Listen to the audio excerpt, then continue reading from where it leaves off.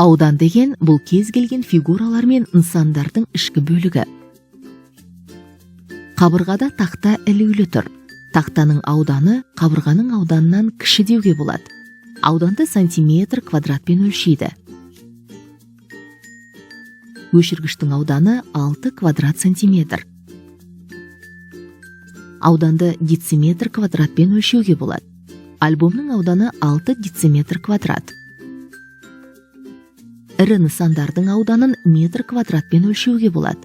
Еденнің ауданы 30 шаршы метр. Мұндай фигуралардың аудандары қалай табылады? Бұндай фигураларды өлшеу үшін арнайы құрал палетка қолданылады. Палетка бетіне кішкене шаршылар сызылған мөлдір тілімше. Палеткадағы шаршылардың қабырғалары өлшенетін дененің өлшеміне байланысты әртүрлі ұзындықта болады. 1 миллиметр, 1 сантиметр, 1 дециметр. Біз қолданатын палетканың қабырғалары 1 сантиметрге тең. Палетканы фигураның үстіне қоямыз. Алдымен толық шаршыларды санап шығамыз. Олар 8. Сосын толық емес шаршыларды санаймыз. Олар 12. 12 шаршы толық емес болғандықтан оны 2-ге бөлеміз. Сосын қосамыз. Фигураның ауданы шамамен 14 квадрат сантиметр. Аудан өлшемдерінің мәнін салыстыруға, қосуға, азайтуға, көбейтуге, санға бөлуге болады.